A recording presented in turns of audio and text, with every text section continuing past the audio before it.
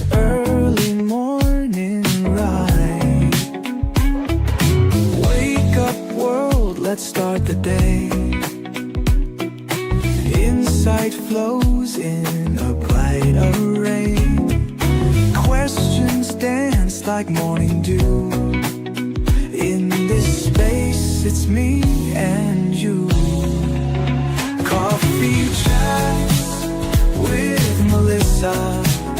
Every cup is a whisper.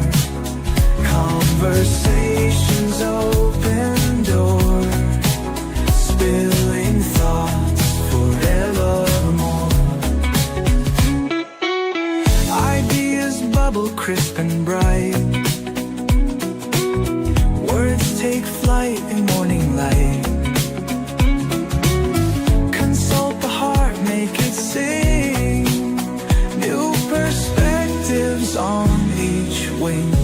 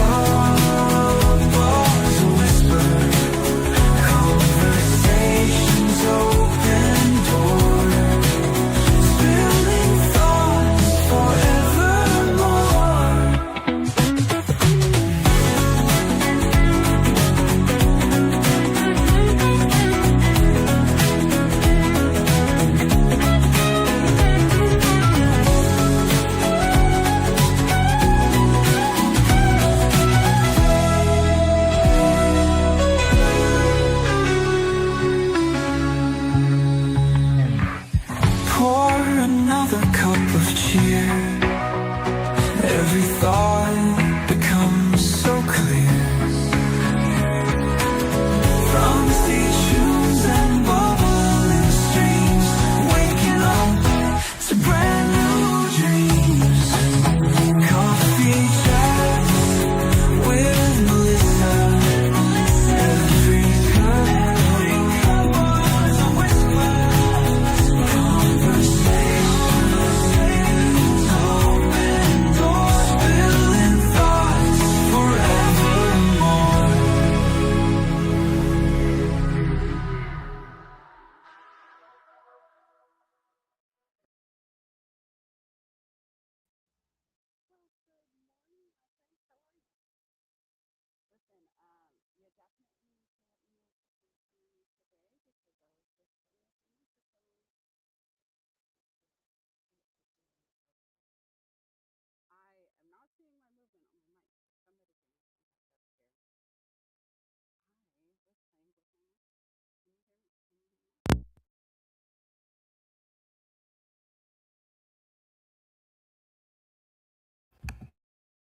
Okay, guys, I am testing with my microphone. For some reason, my headphones are not working. Please hold on. I am here. I am trying. It doesn't like me today. Definitely doesn't. So let me see what I can do here. Please hold one moment. We're going to see. Because StreamYard and I are trying to get along. StreamYard, why are you not being so kind to me? Can you hear me now? You can't hear me now. Oh, no. How about now? Oh, I found it. Hey, hi, guys. Whew, okay. Finally, I see the little green dots filling up my screen. Those circles, those happy little circles that we need to say good morning. It is Saturday. I don't know if you've realized we are almost coming into the end of the year. Can I say that out loud? I know it's a lot. I was looking at the year, and I'll be honest, guys, it happens because my birthday is in September. And every year about this time, I start thinking about what we have left. And as of right now in this moment, Saturday, August 29th, 2026, you have 124 days left of this year. So I've been watching on the LinkedIn streets, and I'm hearing a lot of conversation already about closing sales and how things are wrapping up and fiscal years are ending. And that's true for so many. But I also feel like a lot of people are just hanging up their coat and they're just going to come back next year. And so I wanted to talk about that before we decide to give up on a whole 124 days, which is a lot of time. It's longer than some of my relationships. I'm just kidding. Probably not, actually. I mean, think about it. How many relationships did you have, whether with an employer, a business associate, a connection that lasted less than that? And think about the time that relationship had to cultivate a reaction, a response, some kind of understanding, right? And so, really, let's get into it, guys. How much time is too much time? How much time is too little to get done the things that we had planned to? So that's what this Saturday is about. I will be honest, I didn't invite many people. If you got an invitation, congratulations. You were one of the first 5 people on the list when I opened up invite. If you weren't there, you didn't get one. So tell your friends we're live. Tell them it's happening. Even if you share it as part of Team Replay, I think it's going to be beneficial. And, really, it's time to dive in. Now, before we do, my name is Melissa Ann Houston. I am the cultivator of dreams and motivator of human capital. I help people like you figure out a whole lot in their life. I am a life coach. I'm a business coach. I'm a mindset coach. The truth is you can't do one without all of them.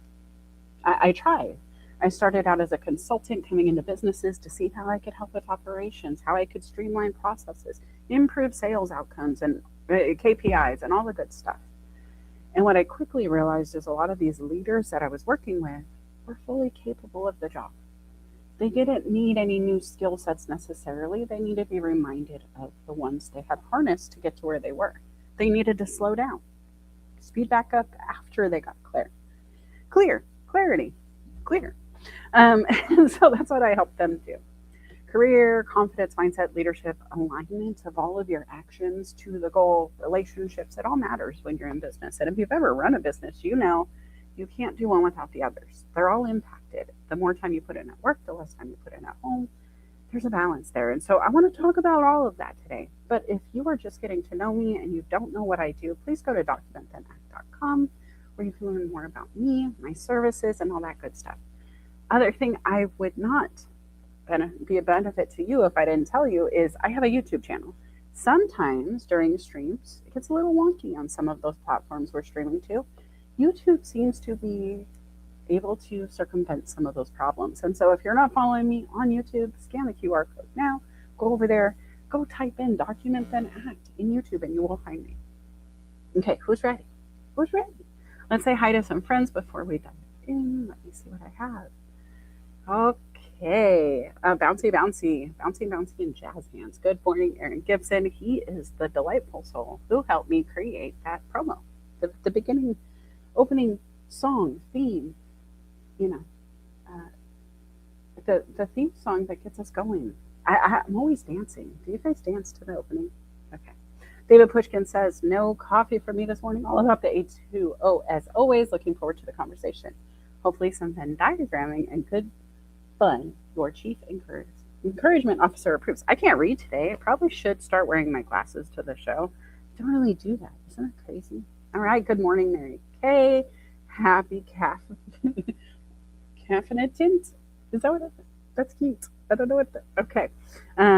David says, Melissa, you are one of those people who's already counting down to Christmas. I don't meet people like that. Actually, you're right. I'm not just counting down to Christmas, but coming back full circle to the birthday that's coming. It's always about this time of year that I have my whole life reflected, right? Your birthday starts to come around, New Year starts to come around. Sorry, I'm moving my headset. You just start kind of assessing, if especially those who have been in business. We look at the year end and we're trying to figure out, well, what did we accomplish? What did we do? What was worth repeating? What don't we want to do? And I started thinking about this for my age. Okay, so here's some inside info. I'm 44 right now. In few days, that is going to change. It's going to go up a level.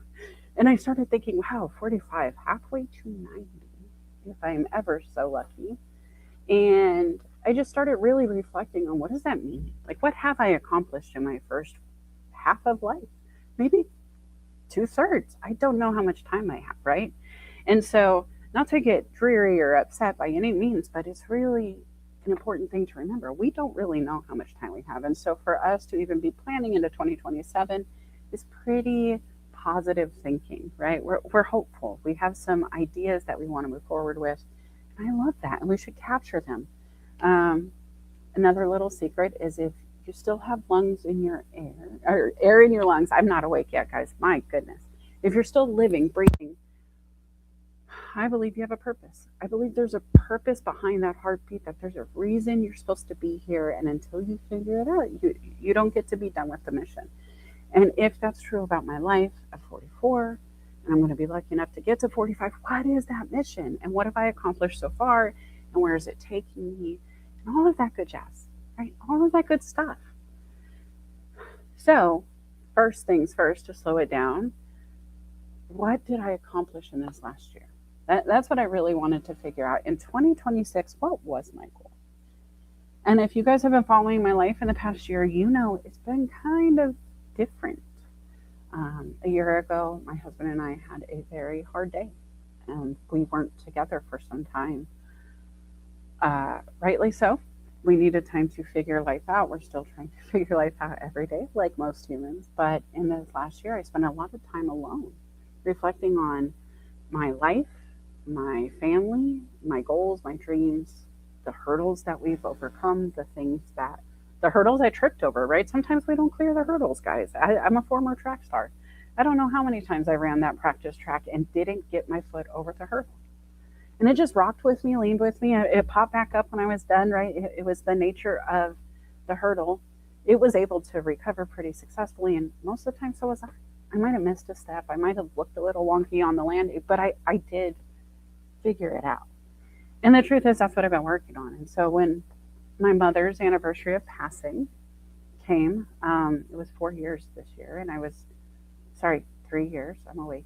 3 years. We're working on four now. Just reflecting on the time without her, the fact that 2 books were written in that time. I was able to hang out with some friends on LinkedIn, put our goals in the same bucket, and produce some results. The first one we produced was a People First Professional Networking Platform. That book that book was part of a trilogy, so there were 3 total. There were 12 authors in each book, and I was part of book 2. And in writing that story, I was able to not just reflect on my time on LinkedIn, but really my evolution as a professional. The things that I had overcome, the things that I had learned, the things that really mattered. And what was incredible at the end of the trilogy being published was to be able to look at all 3 books and see my ripple. I had clients in a book, like I think every book, I got to go back and look at the faces. There's a few trilogies here. A few collaboration projects here that this author has done, and there's so much crossover. But that said, lots of overlap in these chapters, lots of ripples throughout people's lives, lots of action.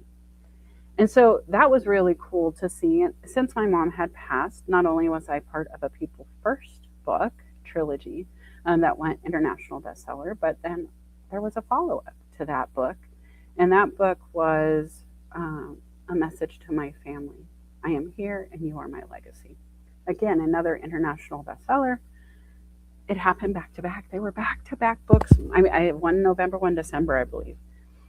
That was really cool, right? And it's not a braggadocious moment. It's not any of that. But for me to get my story written forever, to document and then act on what I said and believe, and to act and then document, and to have it be a cycle. It's really what life is about, right? We never stop doing it. And so let's talk about what we're doing this year. What did we write down?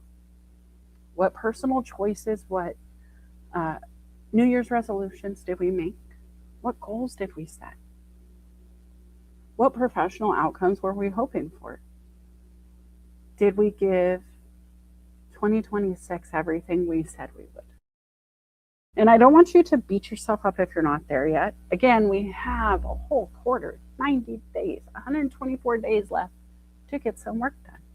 And every day you take a step towards the goal is a good one. Let me just give you credit. Any progress is still progress. If I can measure how much you've moved, if you can say, I have acted in this measurement of time, days, outcomes, lines on a page, it's all progress. And all progress is good progress if we're intentional about it, right? And then you have a quarter. Are you hanging it up? Be honest with me. Before today, have you even considered the rest of the year yet?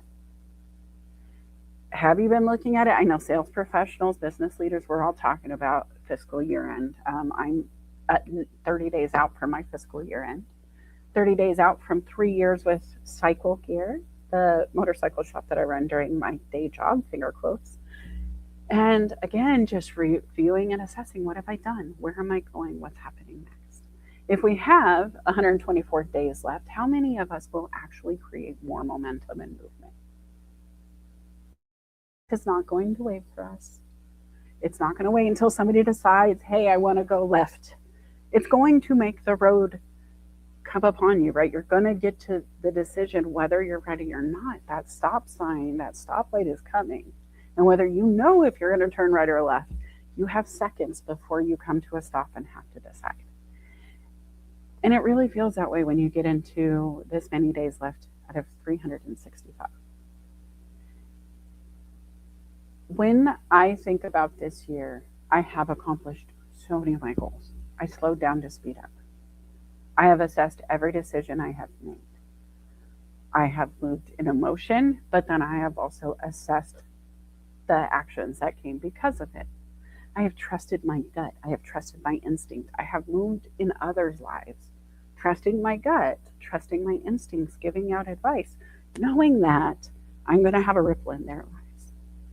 And I'm still creating that movement. As a coach, I can tell you I'm not slowing down. As a matter of fact, I'm probably going to have to double time it because there will be many people who need to act on those goals that maybe they didn't make a priority. And now they're like, nope, 35% of the year left, I'm going. I got to get it done. What would you do if you had 30% of your gas tank left? Would you stop the road trip or would you keep going? Check in. Where are you guys at? Do you have goals left for 2026? What are they? Maybe we can help, right? Humans are going to do the work, but are you assessing the outcomes of the work? Are you adjusting your behaviors or maintaining course? So in business, in life, KPIs are the report card. It's just how it is. It could be, and the KPIs, okay, you need to figure out what that is for you. What is it that makes you happy in your life? What is it that you want to monitor? Is it your energy levels when you wake up and your excitement to start your day? Maybe it's the energy levels at the end of the day. Maybe you have to track both. And then figure out why it adjusts throughout the day. Is it just naturally depleting your energy because you're utilizing it? And, just like a gas tank, you fill it up, you use the gas, it goes away, you got to refuel, replenish, you rest. Are you borrowing energy? Are you adding energy drinks to your day because you don't have enough in the tank to get there naturally? Now, this is a big one to pause on, guys, because as I'm coming into my mid-40s, I'm kind of there, right? I have to pay attention to what my body is telling me a little bit more. When I was tired as a kid, I could correlate it immediately to a late night out, dancing at a club. Maybe I hung out with friends really late. Maybe I stayed up reading a book, which is actually something I did quite a bit. I couldn't put it down. It'd be 4 a.m. I have to be at work by 9. Not much sleep there. So then, of course, I turned to the energy options. But if you're living that life now, you could be masking a symptom, right? I am by no means a medical professional, but being tired before you're supposed to, being tired without actually expelling a ton of energy is a symptom for a lot of things that exist in the medical world. If you are emotionally drained all the time just by facing small things in life, there could be something more there. If you find yourself feeling like you're standing outside of your body and you're watching your reactions happen without you actually controlling them. Like an out of body experience of, man, I wish I could just calm down, but you don't. It might be time to talk to somebody because that's not something that a simple Venn diagram can handle. And these are things that I want to acknowledge ahead of time.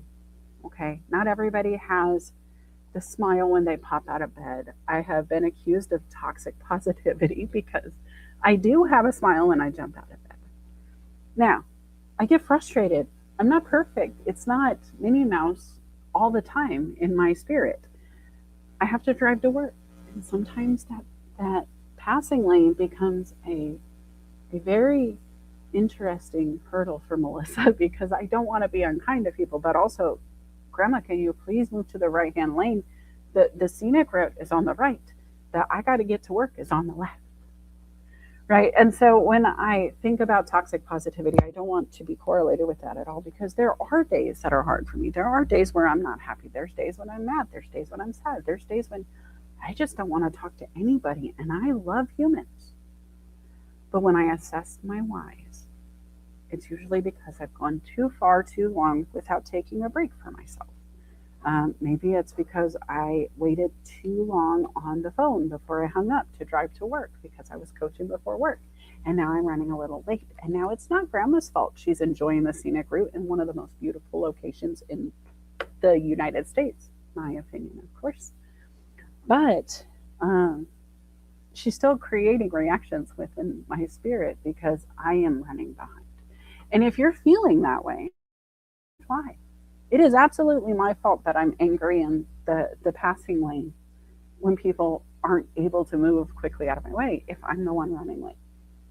Right? And am I adjusting that behavior or am I just going to stay angry every morning?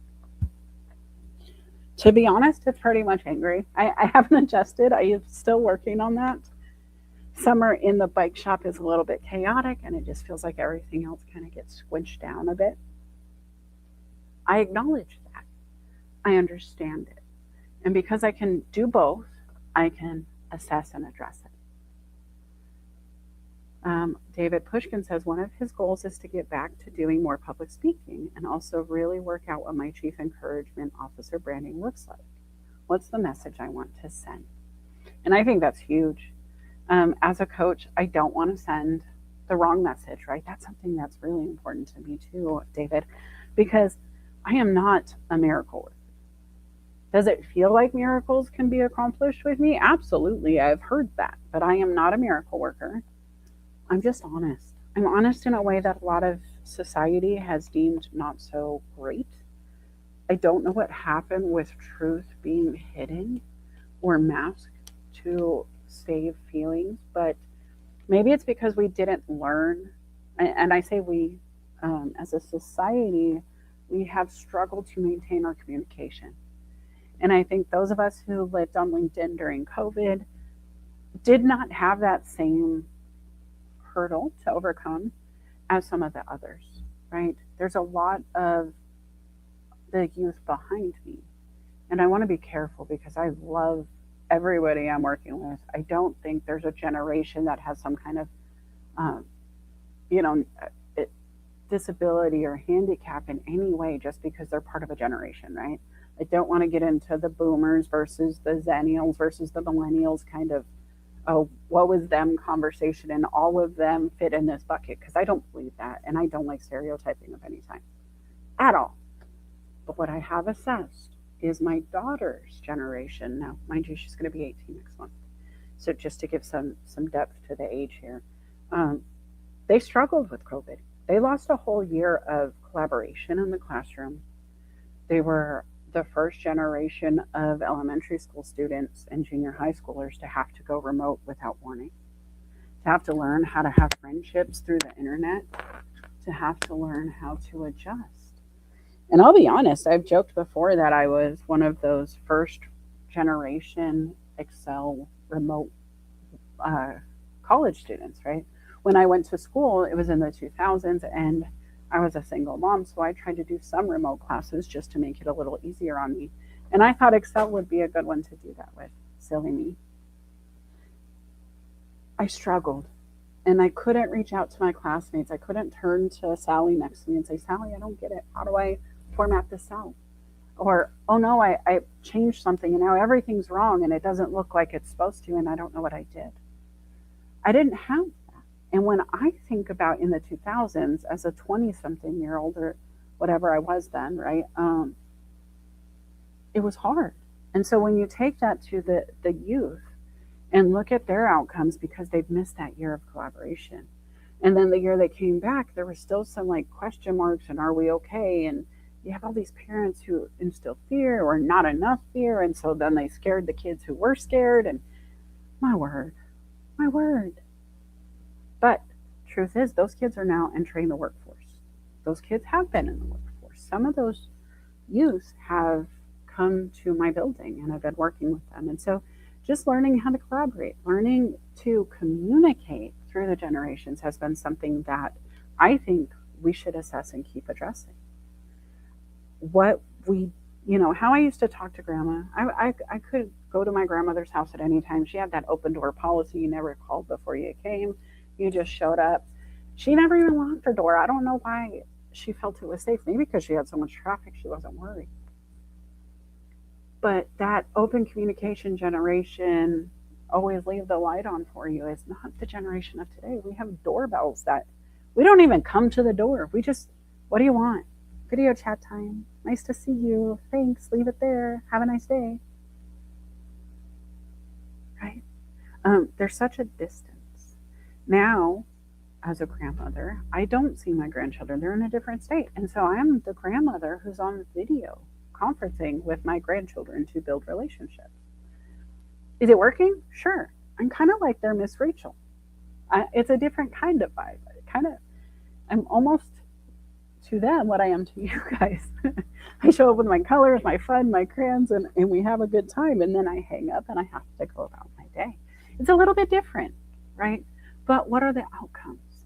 How am I bridging the gap of that generation? And the truth is the mother of my grandchildren is that generation that was impacted by COVID. She didn't get to graduate because of COVID, not with her friends. And so when I think about all of these things, right, how are we moving forward with the humans of before, the humans that learned how to, go outside and play by themselves and do all the things like me, right? We were latchkey kids in the 80s. How do we bridge the gap to talk to these kids who won't ever open the door, never even got a key to the house because their parents were home, like my daughter?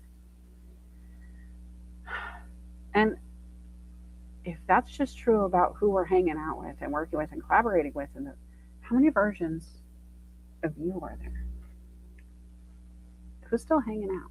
Who's inside? Who's a little bit fearful to come to the door? Who's scared to get beyond the screen and meet in person?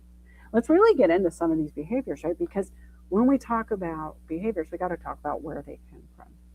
You can't fix a behavior without assessing the why. You can't stop a leak without knowing where the hole in the pipe is. It's the same concept. Good morning to those who are here. I'm going to read some of these comments real quick before we move on. Aaron Gibson says, my goals for this quarter are about to happen next week. New structure, new music, new methods. Guys, if you don't know, I'm going to be live on Aaron's show, like on camera. You want to talk about bridging a gap? That would be the way to see me live. Once again on Soulmate. The year has zoomed by, Aaron. I agree. And good morning, Lisa. How are you doing? Pivot. I don't know why I always put an R in there. I'm sorry. I think somebody did it once to me and now I can't shake it. Okay. But good morning. Happy to see you. Okay. Where am I? 2026 has been a whirlwind, but I will say I've had a ton of great outcomes. I really have. In the work experience, in the life experience, things keep changing and evolving. And in my opinion, in my experience, in reflecting, it has been positive. Even if it all hasn't been perfect, it has been a lesson, or it has given me some kind of motivation to change what I'm not enjoying, right? And data is where I live. I assess data, whether it's my feelings, emotions, my financial situation, my energy levels. Do I want to do more? Do I feel like I'm doing too much? And what creates that movement within me? Once you know yourself, it's a lot easier to adjust and adapt.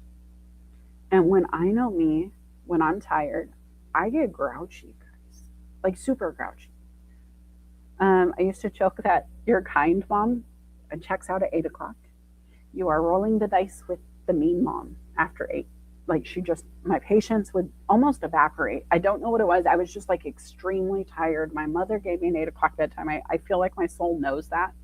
And so at 8 o'clock, I'm just grumpy. Leave me alone. I'm supposed to be in bed right now. Why are you talking to me? It's bedtime.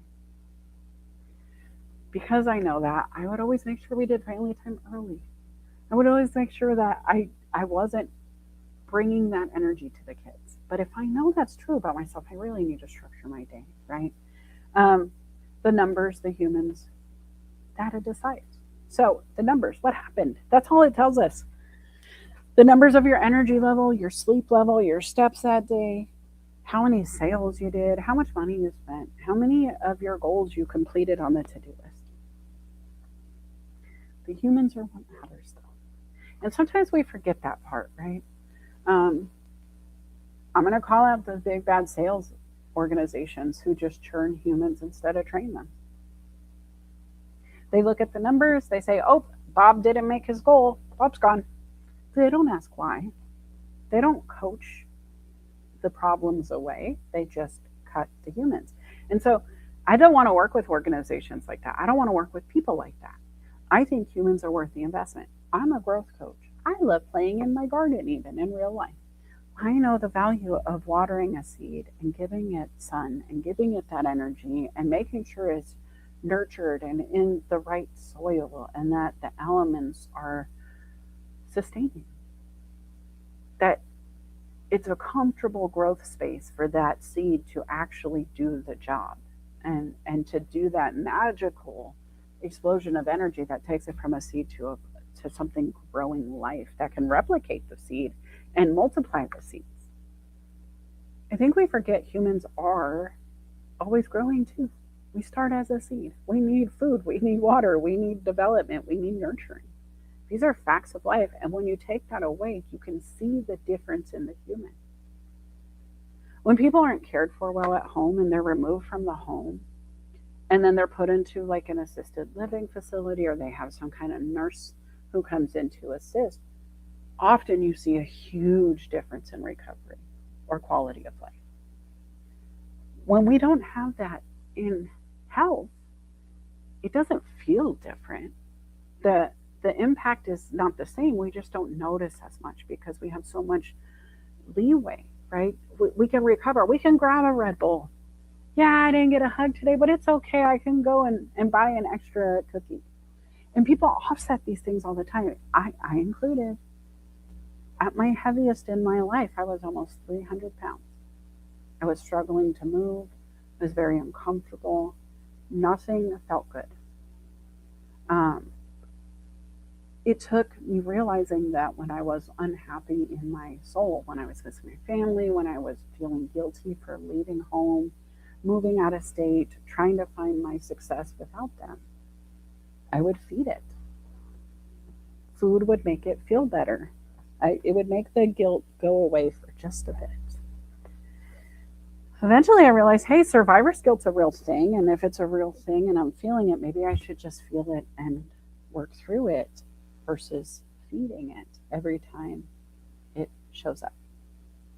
And this can be fed by food, bad choices, alcohol. My mother chose drugs. When it hurts, we dampen the pain. And some people will do the surgery. Some people will get out, the suture kit and do the hard work to fix it. And others will just throw a Band-Aid on and swap it out as it starts to show signs of bleed. You have to decide which human you are, where you are in your life. Because truthfully, there is a triage time, right? Where, ow, I hurt myself, I'm bleeding. Maybe there's a breakup. Maybe you just got fired without notice. Whatever that bleed is. Maybe you had a hard conversation with a family member and it ended with the hanging up the phone and now you're not talking. There's a ripple there. And if there's a ripple there, you have to assess why it feels the way it does, what it's going to do, how do you overcome it? And these aren't easy conversations, guys. But this is stuff you learn to do based on how you feel and how you move after you notice the bleed, right? The data. If you're bleeding financially, you have to go back and figure out, well, why? Most of the time, you're buying a solution. People spend money on fun and passion. If you're not having fun, you're probably moving in passion. And passion can be a beautiful thing. You can want to fix a problem, you can want to grow a company, or you can passionately want to drink your ex away. You have to be careful with your outcomes and look at what it brings you, right? If you wake up and your ex is still gone, but now you have a hangover, are you any better? You just spent how much at the bar? You just got a ticket for parking inappropriately after you got home, whatever it is. What are the outcomes, right? Let's move on. Asking yourself now, what follows you into 2027? First, what is going to come? Because rarely it stays in one circle. So if we know that, going back to this image here, that coaching for me, life coaching, I can't just pick one bubble because they all overlap. They're all intertwined. They're all going to touch. They're all going to exchange energy and have to move and shift and float. That's why I love the bubble analogy, because as much as I'm a Venn diagram girl, those circles move with and without our permission. And so if they're all floating out all the time and you're focused on career and you're getting that in there and your confidence and your mindset, and then all of a sudden you're like, wait, where's my relationship? It's floating away. Let me come back to your relationship. You bring it back in. Now, have you ever tried to keep cats in the same spot at the same time? Little kittens, get 10 of them and try to keep them all aligned perfectly. It doesn't work. And so the truth is, if you're always struggling to catch the circles and bringing in the bubbles and trying to keep them from not just floating away but popping, right? You can't squeeze too hard. You can burst the bubble. You could burst it. And if you could burst it, what is that going to do for you? Like, what happens? And so as we're moving through, as we're making the change, as we're assessing what's going on, we really need to look at this and go, which bubbles need to come with us? Which ones don't? Which ones are overlapping with the important things? Maybe, and please, if this is touching a sensitive spot for you, I'm so sorry. It's not a judgment thing, but I think about my mom's addiction and how her addiction circle never was off on its own. It always impacted others. Always. And if you know that your negative behaviors or your bad days can overlap with the others, why wouldn't you want to address those bad days? Why would you want to bring that with you? Right? So you got to plan. If I know I'm having a bad day, if I know I'm in that mindset of, you know what, something's wrong, I'm fussy, I have that attitude of I need a nap, I'm hangry, I slow down. We've talked about it before, but write this down. If you have a pen, grab it. If you don't have a pen, don't ever come to the show without a pen. It's just kind of silly. But HALT, HALT. When you feel fussy, when you feel hangry, when you feel like the world is just rattling you and you're shaking from the inside and you just can't stop the earthquake, I want you to pause and ask yourself, are you hungry, angry, lonely, or tired? Now, this is something that a medical professional gifted me one day. We were talking about mindset and behaviors and just working through some of these moments. And it was actually talking about one of my children, because she is the grandmother, she's passed now, was the grandmother of one of my stepsons. And it was just a conversation of how we addressed the behaviors. I have a stepson who deals with ADD. And when he came to stay with us, he did not have his medicine. Mom, unfortunately, didn't get the refills in time. He was in a new state, didn't have a doctor because he was there for a visit. And so it was really hard for us to even try to get him medication. And so we had to go medication free. And if you've ever dealt with ADD, that's a really bad idea. But this is the kind of practice we instill to offset some of that. by no means a medical professional. By no means am I telling you to use HALT in lieu of what your doctor has provided. But in this moment, when we didn't have access to the things that the doctor had said the child needed, we had to make accommodations that we had available. And so this is what I used in that moment, right? And this is history for us. This is not something I'm actively doing. I just want you to know this is what we did. And by addressing the hungry, the angry, the lonely, the tired, or at least having the conversation about how we feel, because that's really what it starts, right? It really starts the assessment. Once you get into the assessment, you can really start addressing. If you're not hungry, if you're not angry, if you're not lonely, if you're not tired, then maybe there's something big going on. No, my knee, my leg fell off under my knee. It just fell off. So I know I'm fussy, but I'm not hungry, I'm not angry, I'm not lonely, I'm not tired. I have no leg. That's a valid reason. And once you've assessed the valid reason, you can act on it, right? So just know that I don't think this is a one size fits all answer, but I do want you to think about what is overlapping in your life? What are your responses to those things? And how does that response change other circles? Does your personal relationship affect your professional one? Do you get in an argument with your spouse in the morning and it ruins the rest of your day? Are these behaviors that are replicating over and over and over in your life? And are they going to keep happening next year? Tamara says, I hate when my legs fall off. Makes for a rough day. And, I appreciate the humor here, guys. And no offense to anybody who's lost a leg, because it is a bad day. But as you would know, HALT doesn't change that for you. And so, not to disparage or make light of that kind of moment, but truthfully, guys, sometimes it just feels like the world cuts you off at the kneecaps, right? That's a saying I've heard. And if that's true, if you've ever felt that way, then you really just need to assess why. Because maybe you could just make it the last time you feel that way. Maybe we can't stop today. We can't. We're already here. But we can prevent it from happening the next time. If you've ever had a flat tire on the side of the road, but you didn't have a jack, I bet you that was the last time you had that experience because you fixed the problem. Maybe you didn't have a spare. Bet you did the next time. AAA. Is it act? I didn't want AAA until we needed it.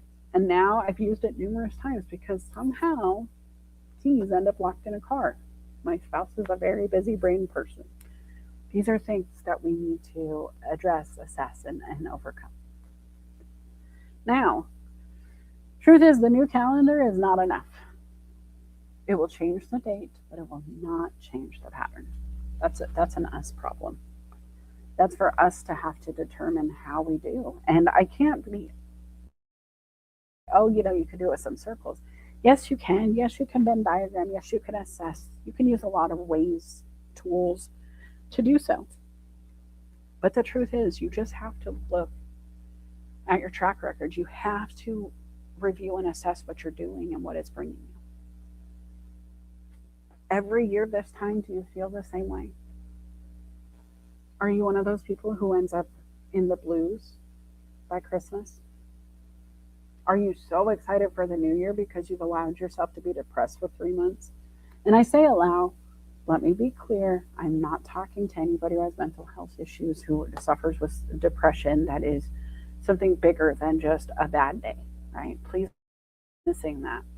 I understand completely, but I'm talking to those people who aren't necessarily just focused on that, because that is a circle, and you should talk to your doctor. You should be addressing so you can, and assessing so you can get past that. But what if you have no need? Maybe you're not feeling like, hey, this is a depression thing. It's just a seasonal thing. It's just because I don't like clouds. I like sunshine, and as soon as the sun goes away, I'm just going to be miserable. I'm going to be miserable for the rest of my life, October through January, because I don't like clouds, and I live in Washington. I'll be honest, guys, I could never force myself to live that existence. Now, I do live in the Pacific Northwest. I do know seasonal depression here.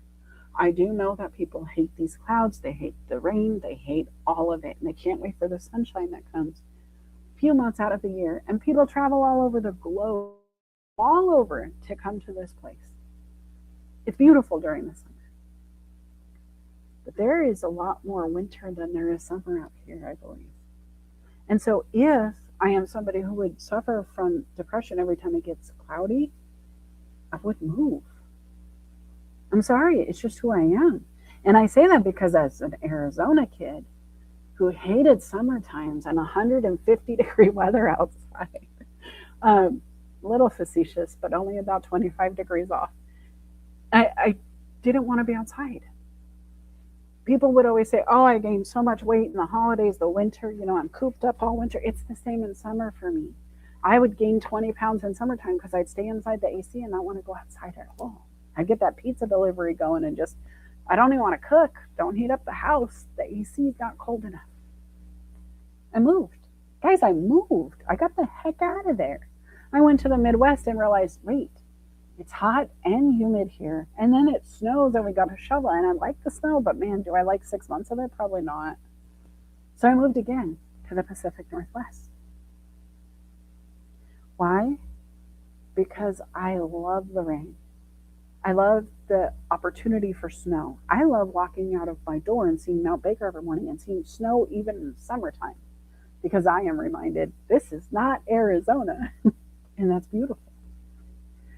That seasonal pattern that I had in Arizona where I hated how my hands burned trying to open a car door. And it got to be a running joke. I remember watching the news where they would put cookies on a baking sheet and put it in the dashboard at 8 a.m. And by lunch at noon, when they were covering the temperatures, they were serving hot baked cookies from your car. Could you imagine sitting in a vehicle that can bake cookies without assistance while it's waiting to cool off? I wasn't happy. You burn your seats. There's a running joke in Arizona to bring oven mitts with you so you can touch your steering wheel and drive. It's not a bad idea. It's just silly. That's where we are. Driving gloves are a huge thing, I think, in Arizona compared to others because of this. Guys, who wants to live there? Not me, not it. Now, some of you may be going, okay, listen, but I don't mind using AC. I have an automatic start in my car. I would never go outside until it's cooled off. It's fine. I have ways around. I don't want the snow. Great. Change your life. I made my moves. I have moved numerous times throughout the country. I'm actually pretty well traveled. A kid who was never in the military or forced to move for work. I just did. I changed my patterns because I knew without it, I would not be able to break free. In my family dynamic, it was hard. Huge family. If one was successful, the others would come running, asking for assistance, needing some help, wanting to overlap with the success so they too could find it. But it became more like rats in a barrel than help. It became more, as I climb, you're climbing over me, you're climbing with me, and you're pulling me down. And it was terrible, but it was trying to swim in a pool full of drowning people. And as soon as they realized you had air, they wanted some too. That's my truth. Is that your truth? Do you have people in your life that make you feel like they're taking your air when you need it still and you don't have any to offer? Because that is something you can change also. You must. Whether it's to set new boundaries with your family so they can't steal your oxygen, whether it's to just identify the feeling they're giving you. Sometimes you don't need to change any of their behaviors. Just telling somebody, you're making me feel like I can't breathe. I need you to adjust your behaviors. I need to back up a little bit. I need to take some space away from you because this is what it's bringing. It's not easy, guys, but the new year is not enough to change the problems you've always had if you've always had them and time hasn't fixed it yet. That's my assessment. That's why I'm assuming it's not enough unless you change you. Whatever you don't like, just write it down. Even if you're like, listen, I love Washington, except December, January, February. Well, guess what? You can leave the state for 3 months out of the year if that's all you're disappointed in. Maybe you can't work remotely. Well, which is worse? The thought of being without this job today or the thought of living through another winter in a place you're unhappy.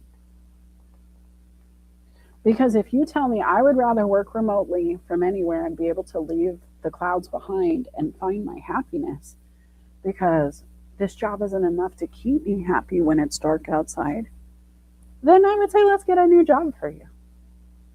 Maybe it's the same person over and over and over in your life. No matter what you do, no matter how many conversations, no matter how many changes you implement, ways to play, rules, boundaries, it's the same behaviors from them.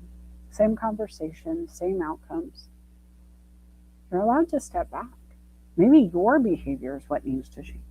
Maybe you leaning into those people who have those behaviors needs to change. Right? You got to think about how you need to move to change it, because the calendar's not going to do it by default. There is no magic fairy wand situation. I would be there. That would be my job. If I could show up and just wave my wand, trust me, I would be charging for that and sprinkling glitter along the way. But that's not a truth. You are your own fairy godmother. You have to wave your own freaking wand, and you're the one who makes the magic happen. And if you don't, don't. I always say, you will write your story either way. You decide what you're going to do. You decide how you're going to respond. Even if you can't control the moment, you can control yourself within it. And how you prepare or prevent the repetition. Right? If you like it, you want to maintain it. You want to make sure you can replicate it.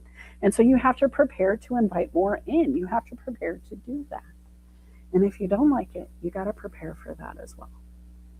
Because it will repeat without your permission.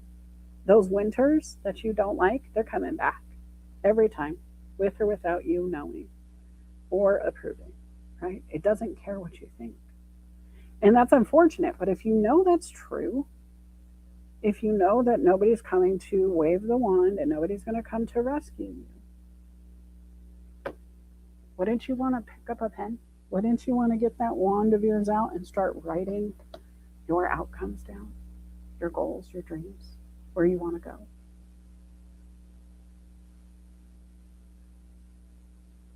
Think about it. All right. So let's get into the real questions, right? And guys, I'm going to open up the stage in a minute. So if you want to join my show this morning, you will need to go to my LinkedIn, go into my DMs and say, hey, Melissa, I would like to come on stage. And I will send you a link. Ooh, there's a buzzing sound in my background. Thank you for letting me know, David. Has it been going the whole time? Is it still there? I wonder if it's the fan in the background. Do you guys hear a buzzing? Let me know. Sorry, I just noticed this message. All right, guys. Sorry about what's on the screen here. And good morning to Sean. Love it when you can show up, guy. Here, let me say hi. Okay. The plan is only as strong as the questions under it. You can plan and say, hey, I'm going to Phoenix, right? I can be in Washington and say I'm going to Phoenix, but if I don't have any legs to that plan, if the idea is the only thing I have, I'm not really going to get very far. And so who's in charge of booking the ticket? What am I taking with me? What am I leaving behind? Is there any gap? Am I going to need to pick up anything when I get there? Is there anything that I would miss if I can't take it with? When do we go? Why are we waiting? Is it because it's cheaper later if we book our ticket with a little bit of forecasting, a little bit of planning? The reality is, it's a simple analogy of just flying, right? If that's true, then it's easy to assess where we're going next, right? The who, what, where, when, whys, we've known how to do this for a long time. And if we know how to do this and we've assessed with the simple questions, why do we stop? Why? Do we need to feel like we had to ask harder questions to get through? Did somebody say, hey, that's not deep enough? I think it is. I think the who, what, where, when, whys will take us as far as it needs to go, especially if we just keep repeating it. If we keep asking the questions, okay, we figured out who, now let's do the what, where, why. And then let's do it again. Who's going to be responsible for holding that person accountable? What, where, when, why? How? Is it repeating? Is this something we're going to do often? Is it a quarterly assessment? Is it a weekly review? These are the things you have to decide. Because if you're the one managing you, right? And I wrote this to do both personal consulting and coaching, but then also professional. If you're the one in charge of you, then this is a conversation you have to have with yourself, your actions, your outcomes, your plans. If you're in charge of a team, this is the same thing you can assess your team with. What are your outcomes of your business? Right now, I run a motorcycle shop. If there's something lacking, if we're not hitting one of our KPIs, one of our key performance indicators, if we can't figure out where we're going wrong, we're in trouble, right? So if I see we're not hitting a goal, I'll go back and see who on my team is struggling. Because typically, the team pulls their weight. The team excels. We exceed expectations. As a small little store in the Pacific Northwest, in the farthest corner of the northwest part of the country for our organization, we should be a forgotten little blip on the map. But the truth is, we're always in the top. We're in the top 10 for one KPI, we're in the top 25 for another. In our district, we're constantly number one for one of our KPIs and have held that position for almost a year at least for one of those. So if it starts to dwindle, if I stop seeing us being close to number one, or if number two is getting really close to us, I go to the numbers. What are they doing? What are we doing? If our plan is to stay at number one, how are we going to do that? Who is behind us? What is coming up on our left? What are we going to have to stop doing? What behaviors do we need to bring back in? What have we missed? Where's that gap? Right? And when you start just who, what, where, when, why, it's simple, guys. I don't have to be a rocket scientist to understand how to ask those 5 simple questions. Who, what, where, when, why? And when you start to assess the data, it's easy to go, oh, well, this person's at 25, this one's at 25, this one's at 10. Oh, why is this person at 10? Who is it at 10? What are we going to do about it? Right? We just run down the list again. We figure out why. What are they saying that's different than the others? What are they doing that's different? And I do the same thing with outcomes within. Guys, if you're on LinkedIn and you do a post and you get one reaction, but then a friend of yours, a connection, does a post and gets 100 reactions, my first thing I am going to do is go, well, who is it? What kind of followers count do they have? Are they bigger than me? Where is the energy coming from? Is it the nature of the post? Is it a sales post or a post about LinkedIn on LinkedIn? That would do really well. Is it something celebrating a new job? That would do really well on LinkedIn. It's going to do much better than even a job posting will. So knowing where you are, what you're doing, and why you're doing it can help. Being upset about your outcomes, just going, oh, I didn't get any support, is not enough. It's not going to change the next post. It's not. When I look at my top performing post for the year, which, guys, if you're a content creator, this is something you should be doing. I look at what you guys liked. What kind of post did you celebrate most? What were the things you like to see from me? Quite often, if I look at my LinkedIn, it's going to have my face there. You guys like to look at my face. I don't know why. This is the data, right? Maybe it's not my face. Maybe it's just the fact that it's a visual of a human, right? Maybe you like the human connection. And so the picture having a person in it connects a little bit better. Yesterday, I shared a post about the one and only Dolly Parton. I don't understand how this woman who I've never met could be so important to my life. She very much is like a Betty White in the way that she had a ripple in my life. From 9 to 5, the song A Coat of Many Colors. There was a song about me and little Andy that was really depressing. It was so sad. But it was a story about a little girl and her dog who was out in a storm one night. And my sister and I learned that song and we used to sing it together. It's really sad when you think about the way we grew up that that would have been our song. But we practiced together and sang together all the time. And that was a Dolly thing. And then you get into Steel Magnolias and, the 9 to 5 spirit and straight talk. If you were ever a fan, there's so many things when I was growing up that she was part of. And just the way she presented herself. And I just posted about it yesterday. It was a picture of Dolly. It was somebody else's tweet, but it captured everything that's true about who we are and what we should be living for, at least in my opinion, right? It's the ripple we will have with our lives. And when I think about who she is and what she's done and where she's gone and her when, right? How many decades, how many generations? And when I think about her purpose and her ripple and her intention, I ask myself, well, why am I waiting to share my thing, right? Because all she did was move in her passion. All she did was have fun and passion. She just kept diving in. And if she didn't like it, she said, no, thank you. Even now, when I'm seeing people try to get it to be a political thing with her, I'm watching, it all comes down to she just loved people where they were and she didn't want to be a problem for anybody and she didn't want to talk about things. And she said, I'm an entertainer and that's none of my business. And I loved her reason. Why? I'm not here for that. I'm here to entertain. Now, we all have an opinion on politics. We all have a mindset that the internet has created a place where it feels like if you do speak up, you get attacked. Not for all. Look at us on LinkedIn. We're supportive, right? The same kind of behaviors can actually bring a ton of support.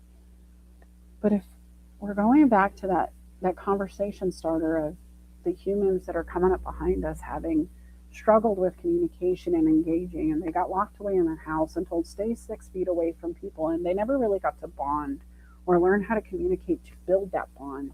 And then the only thing they see when they do open up online where they are more comfortable is anger and frustration and unkind humans. Their who, what, where, when, whys would be a pretty sad thing, right? Why are we not connected to humans? Why don't we have friends? Why am I feeling so lonely? It could be an ugly sight. And so the other thing I would ask you is how do we encourage, engage, and overlap with people who may not have the confidence we do to show up this way? If you're going to move into 2027, who are you taking with you? Who are you going to add? Because if it's only the same people, you're going to get the same results. There may be some small changes, new wins, small variations. Your best friend might get a new job and you can celebrate that with them, and that's wonderful. But the same circle of people into New Year means that your ripple is limited. If you're not reaching out and changing and evolving and shifting, there are people who aren't going to benefit from you that could. And so who is going to hear your messaging? What mindset do you need to leave behind to open yourself up to sharing it with others? To be willing to put yourself out there and be willing to be judged, because you will be judged. You will be assessed. Even if you stand on the wall at the dance and refuse to dance, they still had an opinion, didn't they? You didn't want to dance because you didn't want to be judged, yet what do you know Hollywood and society says about those wallflowers at the dance? If you're going to be judged anyway, wouldn't you want to do it because you're having fun? Because trust me, if you're going to judge me, it's not going to be for the way I'm sitting on the bench. It's going to be for the way my arms keep snapping to the beat, the way I have some octopus arms dancing to the music, the way I can't sit still when the beat moves my feet. Even if I have to sit still because they told me I have to be here, if they're playing music at the dance or if they're playing music at the basketball game, my feet are dancing. Even if my butt's stuck to the chair, my legs can't help but move. And you know what? I'm going to allow that because maybe the people across from me are going to start dancing too. And then the people next to me are going to see the people across from me and they're going to see the person next to them and they're going to go, I want to dance, and their feet are going to move. And then all of a sudden you're looking at Footloose. They're all sitting on the bleachers just dancing together. Who knows? But what if that was your ripple? What if you got people to move their feet in a way they had never moved them before, just because you weren't scared to show them how you do it? Could you imagine the fun we could have if everybody had that kind of mindset? If everybody was willing to just dance and be a fool and move to the beat that they're hearing, and just make sure everybody around them had a great time. We can get work done, guys. We can get a ton of work done. As a matter of fact, we used to have so much fun getting work done. We'd have a doom list, and we'd write the doom list down, all the things that are overwhelming or laying over our heads. We know we have to get it done by end of day. We'd write it on a piece of paper, doom list. And we'd make little evil, happy face, like smiley faces, like, rah. You know, you could just hear them coming off the screen. Ah, it's the doom list. But every time we came and we're like, haha, doom list, and we'd just mark some off. It was hilarious to watch us win at something that felt so heavy to begin with. It was almost a game of, haha, doom list, we got you. And if you've ever watched any of the 80s cartoons growing up, you know that haha moment where you just turn the tide on the villain, and it's no longer something that's a bad thing. It's fun, and we're getting away, and we've made it. We have won the day. How do you do it? What is it going to take? Where do you start?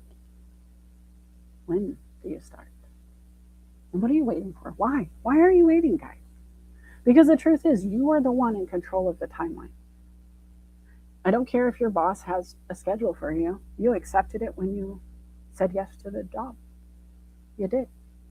So if you don't like your timeline at work, you got to say no to the job and figure something else out. And it doesn't mean say, like, I quit today and then go look for something new. You can look while you work. You can plan while you act. You can assess and address while you're still moving in your current plan. Because quite often that's what happens in business, right? When we're planning for 2027, we're still acting on 2026 goals. We're just going to do it different when the clock ticks. We're going to do it different once this mark has been reached. We're going to do it different when we decide it's time to change it. In business, they always look at the end of the year, and that's where we are, right? We're 124 days away from you having a brand new clean slate. Or it happens right now. What if I told you you could change it right now and not wait for the new year? Because if I ask you why 2027 has the magic that 2026 doesn't, why are you waiting? What is it going to bring you that you don't have right now? Why are we pausing? Are we waiting for the light to give us a green? Are we at a red light? I don't see it. Do you see it? If you wait to try to get a new contract for 2027, if you literally say, nope, everybody's done, the holidays are coming, they're all on vacation, the kids are going back to school, I can't reach anybody ever, anywhere, you're going to miss out. One of my favorite things to do was to call businesses on Christmas Eve. I know it sounds like a crappy thing to do, and I'm sorry if you think so, but hold on.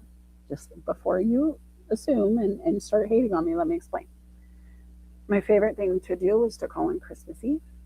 It was to call after 5, before opening. Why? Because I could reach the owner. The ones who put in the extra work, the ones who were there when nobody else was, the ones who hired help to cover them through business hours, usually stayed and kept the light on after. They showed up early to have some clarity before everybody needed them. And so when I wanted to reach out to somebody and make a change, I would do it outside of the window of operating hours. The reason I love to call them is because nobody else had their attention. I did. If they answered, I had their full attention. And if you've ever owned a business, you know you don't want that phone ringing without an answer, because that could have been $10,000 worth of marketing to get that phone to ring. And what's crazy is if they answer the phone and they're not distracted and you have their undivided attention, you may get a yes to that signed contract right now. 10 minutes from now, you could have a yes in your pocket. Not in 125 days. Not next year, But right now, who do you need to talk to change your life? What rules, finger quotes, do you need to break, like 9 to 5 business hours, in order to find your success? What have you done their way, the normal way, that is not working for you? Because I'll be honest, that's a trained mindset. In school, they taught us to think like everybody else. Everybody should come up with the same answer. Everybody should be able to have the same picture once they've been described, the same image verbally, right? You should be able to draw the flower, the boat, the whatever, the exact same way as everybody else. There might be some variances, but very few. It has to be this way. And I used to hate that. Even if I understood you wanted that sailboat, why do I have to have it be a white sail? I want it colorful. I've seen sailboats with different color sails. Why does yours have to be white? Why does mine have to be white? Do yours white. I'm not going to be the white sail. Mm-mm. What can you do that would break the rules? And I say this because the rules are fake. They're made up by whoever was in control at the time. Even with the education system, the reason the education system was created in the United States the way it was is to teach you how to be a manufacturing employee. Do the research, figure it out. They taught us how to read and write just so we could take direction and read and write in a plant. To produce what they needed to train. It makes sense. From a business standpoint, from a government standpoint, it makes sense to put the dollars behind what the users needed, right? The people, the taxpayers, the businesses who were paying the taxes because they live in the United States and work in the United States. Of course, we're going to fill those coffers for them. We're gonna get people in the door, and we're gonna make sure they're trained. And that's no different than today, guys. Right? It really isn't. But I refuse to accept the status quo entry system. I refuse to stand in line. I was like, wow, that front door looks really busy. I wonder if there's a side entrance somewhere. Is there a second line? Here's where we are. If you want to make change, you have to be the change. You've heard it. Be the change you wish to see. What change is up to you? It's what you wish to see. That's the whole point of the statement, right? Don't be the change Bob wished to see unless Bob's paying you to make the change. But what do you want to change? What do you want to fix, finish, or free? I would love for you to create 3 lists. We do 3 to-do lists all the time. I would absolutely like you to have a finish it list, a fix it list, or a free it list. And it doesn't have to be done now, right? The clarity of where we're going is where we need to start. So if 2026 is not done, what do we need to do to finish it? And this would be the list I implore you to implement. If we're going to do one thing to clear the deck, one thing to get ready, one thing to start now for 2027 to already be better when January 1 comes, this is where I believe we start. So, finishing cleaning the garage. It's one of my active to-do list items right now.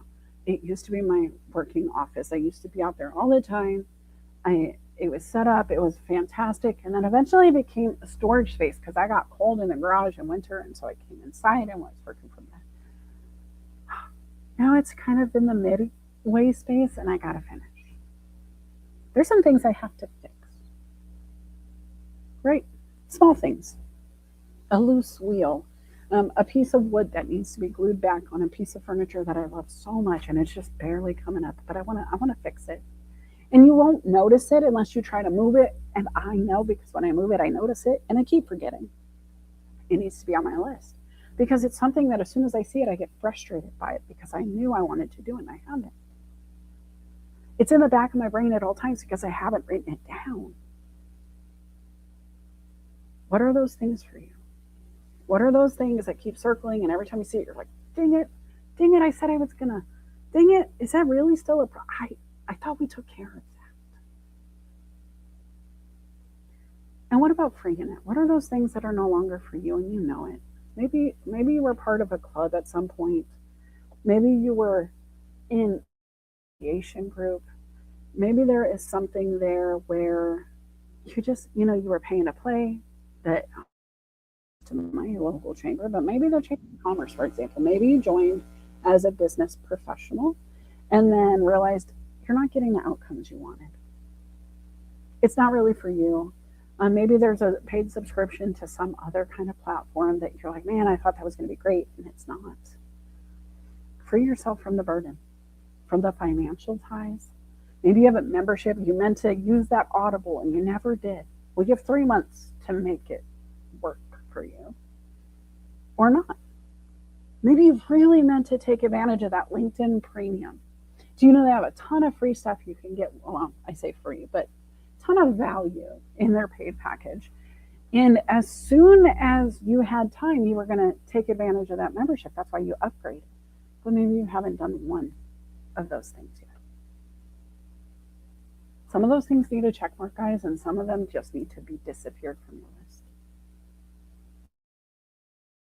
Maybe when you signed up for that premium, you were looking for work and now you have a job, and those things you thought you needed to get the job are no longer a thing and you're not as interested in it. It was out of need, necessity, not necessarily want or desire. Get rid of it. It's not fun or passion. Why would you want to keep it? All right, and then the last thing I want to show before I bring my first guest on the stage, you still have time to message me on LinkedIn to get the link, but 2027 is actually already in motion. It really is, because right now what you have is your mindset.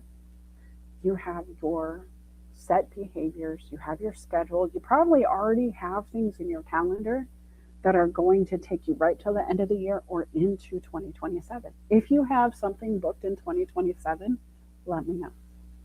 Because I asked myself this question, and I do. I already have one event in 2027 on the calendar. And I realized, wow, that seems crazy to be that far away. And yet, here we are. Document what is true about your life today. Act on what matters. Track your movement. Are you getting closer or further away every day? Every day. Sometimes twice a day, guys. Check in at lunch. How much of my goals did I get done towards that one thing I said I was doing today? Where can I fit it in? And then adjust your calendar before it changes. Right now, write this down. I love to share this with my customers, and I'm going to really get into my first guest. If you schedule for the yes, write it down, schedule for the yes. What I tell new clients is to go to your calendar right now and find the first free available spot where you can have some you time. Make sure it's a time that works for you, not when you're hungry, not when you're angry, lonely, tired, not before you've had breakfast, not right after lunch when you're tired and sluggish. You don't want to sit down and try to pull out energy then, but figure out that sweet spot for you and figure out the next spot in your calendar where it exists. And then put schedule for the yes. That's your me time. And I want you to create a repeating calendar movement. Every day, same time, me time, non-negotiable. It is not a spot that you can fill anymore because you already are there. You have priority in that space in your life every day. And it might be the first time people have ever done this. It might be the first time you've ever given yourself the space to grow in your workday. Here's the thing though, if I do marketing for 2 hours in the morning and then I get into a very busy schedule and it's back to back to back to back, what am I going to do when the clients call me back from that marketing and I have no time to assess or address or approach them? I'm in trouble. I lost the business. I said I wanted it, but I don't have time for it. It's silly. What is the purpose of doing the work if I can't actually reap the harvest? Why would I plant the seeds and prepare the field and do all of that tilling and all of that watering to just let it die on the field because I don't have time now? How many times do you feel that way in your life where it's like, dang, I really wanted this, but now that it's here, I don't know that I can do this. You wanted to be invited on the girls' trip, and then you finally get invited, but oh man, I don't have the ability to say yes. Your behaviors now Your mindset now is going to greatly affect and impact your 2027 vacation, your events, your fun, your passion, unless you're protecting it. If you need help with this, this is what I do, right? I use data. I help you learn how to assess it. I help you learn to track it. How do you assess your life when you just live it and just keep going? How do you even track and document what happened? Well, I'll teach you. If your schedule doesn't tell you, if your feelings, if you're not journaling, if you're not tracking those things, that's the first thing, right? Write it down. But then you've got to dive in. And if you're in business, personal development, leadership, team alignment, operations, all of this matters too, because you've got to teach the humans who are struggling with their personal life and their professional life to balance it all and then want to add more to their plate to grow and be developed. It's not easy, not easy. But I'm going to bring up one of my clients who has done the journey with me, Erin Gibson. How are you doing this morning? Well, good morning, my friend. It's great to hear you up in action as always. Whoops, sorry. Are you okay? Yeah, I'm okay.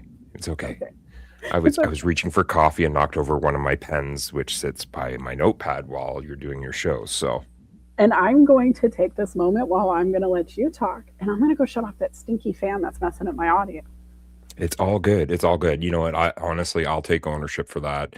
And everybody that's listening, like I promised Melissa a microphone. I had a backup microphone that I have been trying to find in all of my totes, that I have promised that I will get to her at some point in time. We just might one up it, but we're not going to discuss what that is. And if you haven't done so already, please, please, on YouTube, come and subscribe to Document Then Act. Come and subscribe at Document Then Act. And if you want more information on documentthenact.com, then hit that website and you guys are going to find the most amazing website. I didn't know he was going to do this, guys, by the way. Let me just say, that's not what I brought him up here for. Yeah, but anybody that knows me, I do selfless plugging all the time of everywhere that I'm going to visit. Are you still there? Yes, I am. Sorry, I'm multitasking over here trying. Okay. I'll continue my little rant then, so you can. So honestly, tell me a little bit about what you're getting out of the show today, because as a customer, as a client, as somebody I've worked with for some time, what are you feeling? What are you getting from the show today? I would love to know. Okay, first off, the slides today, as always, just phenomenal. And I'm really enjoying actually the slide that you've got up right now is the document, act, track, and adjust. For me, I call it tweak. I call it tweak. But you know me, and I love to come on and always ask you the really good questions about, well, that basically display your ability to do your coaching. Now, you've got your document, and then your next step is your act. What do you find is the biggest procrastination from moving from the document to the act portion? And I find it's distraction, like just forgetting to, or it's fear. And it often comes up, it's like the diving board feeling. You want to swim, you want to jump off the diving board, but once you've put it on your to-do list and you've walked up that ladder, you're like, I don't know. And sometimes you just need that coach or that person in your corner. Sometimes it could be self-motivation to remind yourself, no, you want this, you want to do it, you just got to go.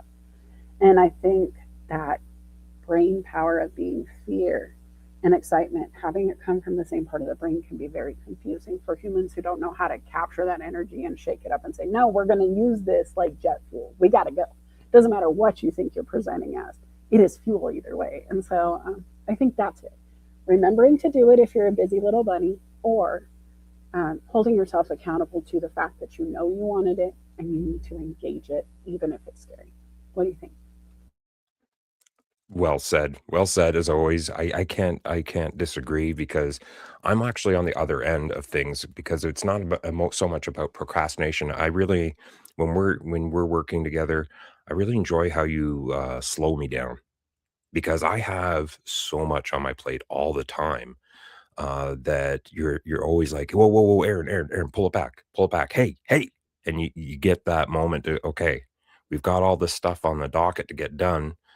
Let's break it down. Let's sequence it. So now that you answered the movement into act, all right, now that you're performing the action with tracking your movement, how would you best catalog or keep record of where you're sitting so that you're, I don't know, almost monitoring whether you're kind of procrastinating or whether you're going too far? Well, and I mean, we've talked about this a lot, but when I track, the first thing I want to track is how I feel about it. Because I could be successful, but if my outcomes don't make me feel good, I'm not on point. I, I, I need to track that. Sometimes my sleep changes. I'm not sleeping as well because I'm not happy with my outcomes. I'm not, there's a lot of ways we can monitor, and it really depends on the goal and the person and all of the facets, which is why I love a good Venn diagram. But truthfully, it's, did we make movement? How did the movement make us feel? And do we want to replicate it? Right? Tracking that, whether it's our sleep, our emotional well being, our relationships, it really depends on the person. Aaron, you of all people know we have coached on how many different facets, and every time it's a little different, but the same. It's all bubbles, it's all floaty, it's all getting organized, but the way we arrange those circles are a little different. Again, well said. When you speak about a lot of this, I think about moments in this past year that you and I have had where, again, like for me, I like to use the simile of looking at you as that. For me, it was football, 100%, and I like popping over to the sidelines. Okay, coach, what do you see out on the field? What are you seeing that I'm not seeing? And having that somebody else to keep you accountable and reflect upon what they see out on the field, because you don't always, as a player, you don't always see what's happening. Sideline sometimes sees, oh, they're double stacking, they're going to try a blitz or something like that. So when it comes to the adjustment side of things, how does one how does one step back and actually reflect, like, getting into that self-reflection mode that you kinda started off with? How do we get into that mode to reflect enough? If we haven't reached out to you, what would you suggest somebody do in order to adjust their plays on the field? Schedule for the yes, right? Half of the time it's we just forget to look. We don't have time to sit down and assess. How many of us have let our bank account run without actually sitting down to plug in where our money went into a spreadsheet or some kind of tracking system? It's the same concept, guys. What you track matters. What you don't track will do what it wants to do. If it's important to me, I will have a spreadsheet. If it's important to me, I will have some piece of paper on the pin board for the team to read, right? Anything that I track will be assessed. And if I'm not tracking, I can't do anything about it, and it's not important. If I don't have it, guys, how many times have you gone to a public restroom and you've seen that chart? Please initial once you've cleaned the bathroom, and it's 7, 8, 9, 10, and you're looking at it and you can see it's not checked off, right? That immediately alerts you to the fact that there is a problem in this bathroom as soon as I walk in. This is probably not the cleanest bathroom I've been in today. But you can adjust. If you're Melissa, you will grab a paper towel to open that door handle every time you leave a bathroom, clean or not. After I wash my hands, I use a paper towel, open the bathroom door, because some people don't. I adjust my behaviors based on what I know. And it took me realizing, ew, this hasn't been filled out. Maybe I was a new employee and maybe it was my turn to initial it. And I realized, wow, it hasn't been done in hours and I'm the guy. But it stuck with me. And I think that's true with anything we track and adjust for whatever reason. You learn it in your careers, guys. You learn how to, have a budget because your boss taught you how to use the budget tracker, whatever it is. You take those skills with you. If you apply those skills to your life, it's going to be a game changer. And that's the part most people don't do. I didn't have a ton of great role models growing up. So when I learned something in my business career, I immediately went, how can I apply this personally? If this works for him to make better outcomes within his team, and I'm watching him coach us on these behaviors, how can I do that with my kids at home? Right? I learned leadership and parenting a little bit from my mom, a lot of it from my grandmother. but even more so from my corporate experiences. And even communication, guys, when my daughter, she's going to be 18 next month, but by the time I got to my last child in the house, I had experienced three toddlers, my son, and then two of my two step boys. They were all in diapers under my roof, right? And so having that experience, I wasn't new, but it was a completely different experience with my daughter because we taught her sign language from being a baby. When I would give her milk, I would sign for milk, even as a 3-month-old. Do you want more? And I would make the hand signal for more if she was having a snack and she seemed fussy and the plate was empty at the high chair. Doing that created her being able to sign back. She's crying, but all of a sudden now she's saying more. She wants more cereal. She wants milk, and she can signal. She's cold and wants her jacket, and she knew the sign for jacket because I would make that sign every time we got ready to go outside. These are signs she still understands. It's simple to add to my day. Like I had to learn a few things, and there was a YouTube channel for that. But every day I would learn 5 new signs and do them with her.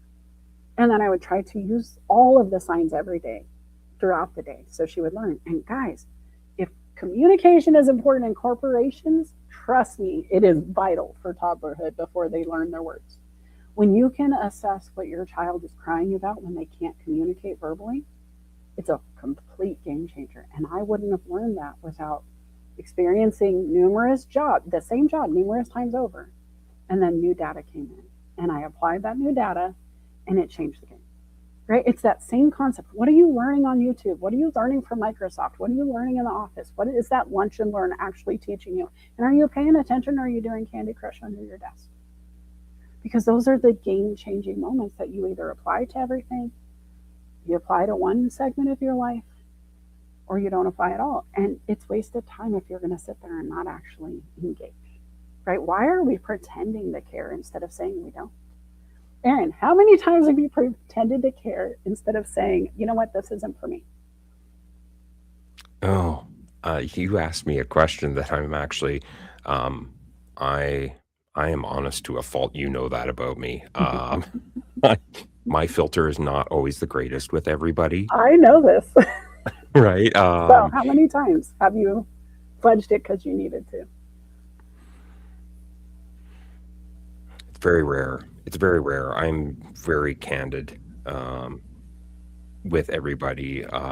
There is times where I execute a little bit of consideration because of that individual, and I know that individual. For example, like I can't talk the same way that I talk to you. I can't talk the same way to my grandma. Like she'll go up out of her chair and start beating me with her cane if I were to talk to her the same way that I talk to you. Well, So and I want to be clear because in my brain I was thinking work wise. How many times have you been in an educational moment at work where you couldn't escape and you had to be there even though you didn't want to be? Few, maybe. a Throughout few, your we'll career. say, we'll put a number. It's less than a handful. Okay. And in those less than a handfuls, how many of those educational lessons could you teach me in this moment right now? Maybe 2 of them, 2 out of the 3. Guys, here's the thing. If you're not engaged, if you're not really wanting to be there, you probably won't have the same number because I'll be honest, this guy's Aspie. So he's basically a computer. And so it's fun to ask him these questions because I know he's paying attention. But how many of those lessons did you implement in your life after you left the room? Truthfully. If you weren't engaged, how many of them did you actually apply? You're asking me, or are you asking Yeah. your audience? Well, everybody, but you're Okay. here. So you. For me, I did apply 2 of those aspects. Did they Um, work?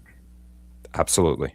And Yes. would you tell me why you weren't engaged, but yet you applied and why they worked?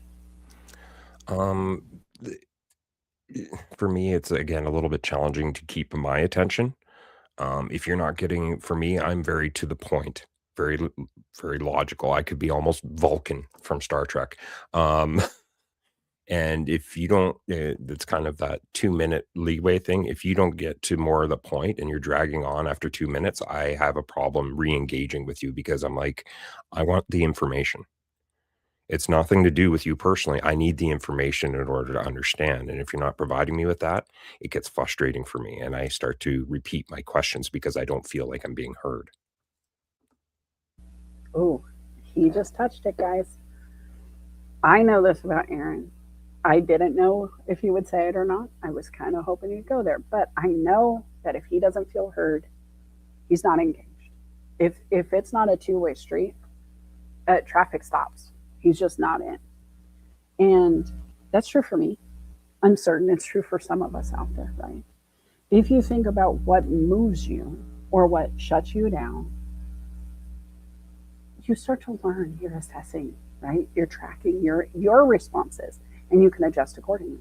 If every time I hear one person speak, I can't hear their lesson because just the sound of their voice is frustrating me, I can't go back to that class.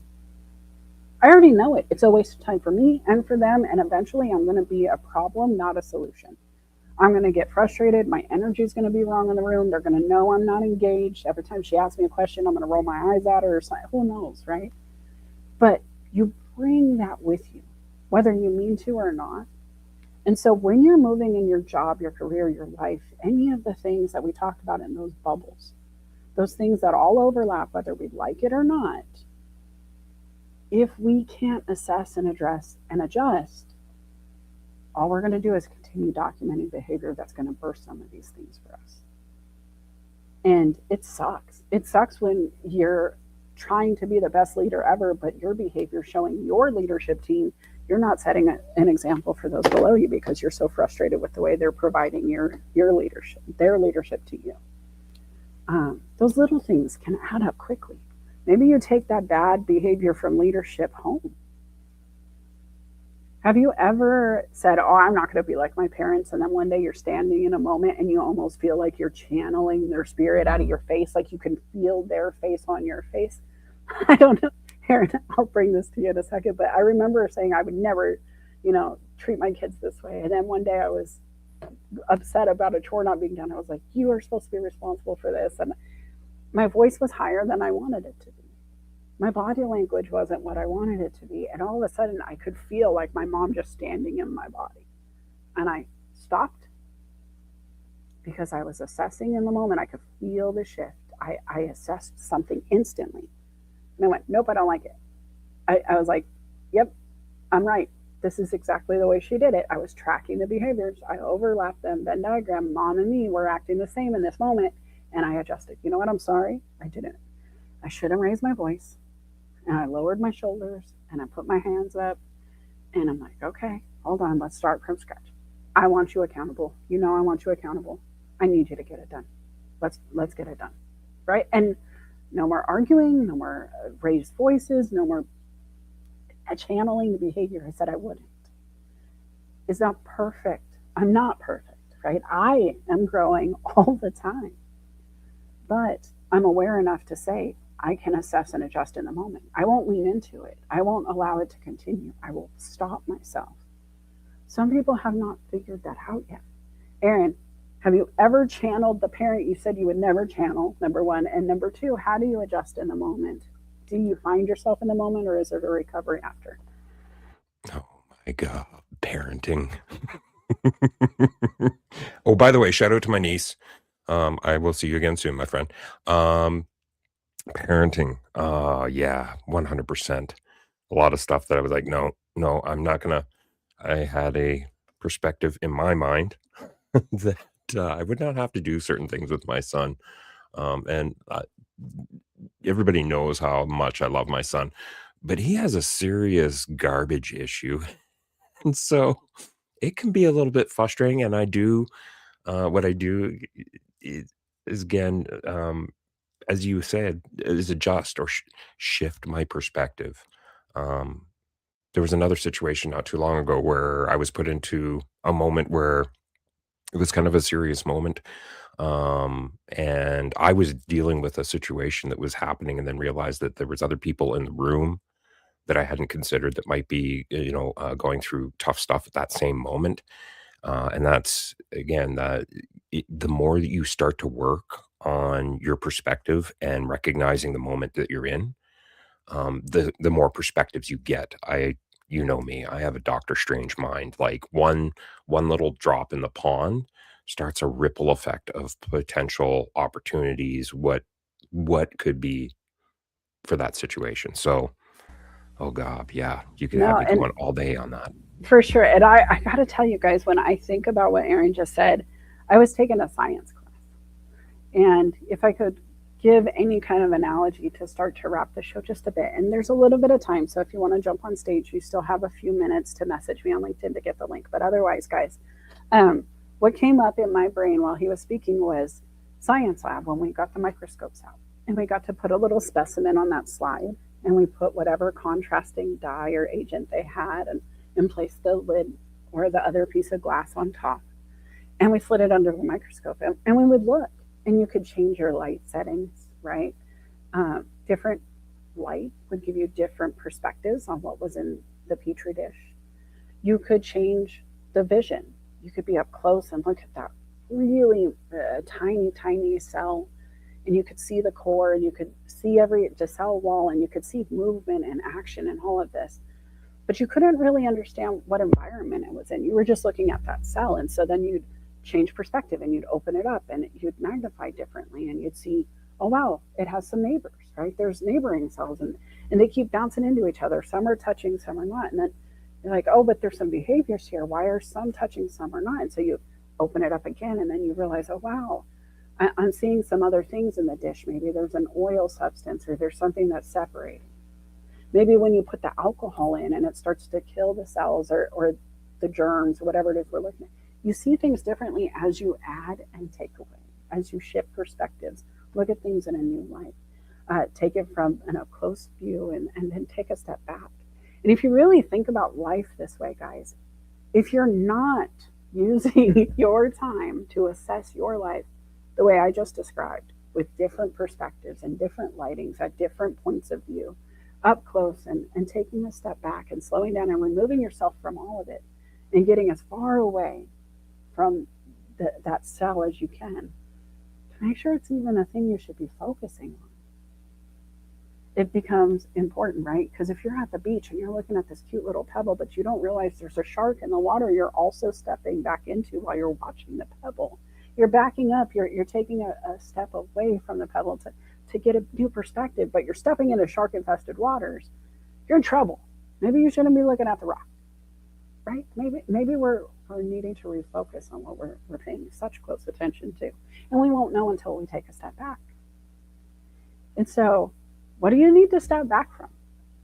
What do you need to really assess and adjust, even if all you do with the next 124 days is slowing down and writing it down and assessing? You're still taking motions that make 2027 better, right? You're already acting towards a cleaner, clearer, happier 2027. You have to take this moment and figure out what you should be focusing on and what you shouldn't. Write it down. Act, track, adjust. You have time. Aaron, any final thoughts or questions before we go to our closing? Yes, I did have one more question about this slide.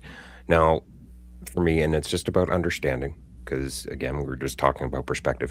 Now, when I look at this slide, I initially was looking at this going, okay, it's a sequence here: document, act, track, adjust, right? And then I started the sequence, and then I got to wondering, well, cannot we can we not bounce back and forth between this? Like, okay, well, we're going to document, act, track, adjust.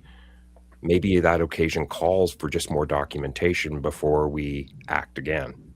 That's it. Is that kind of how it works? It's a cycle, 100%. It's cyclical. It just keeps going.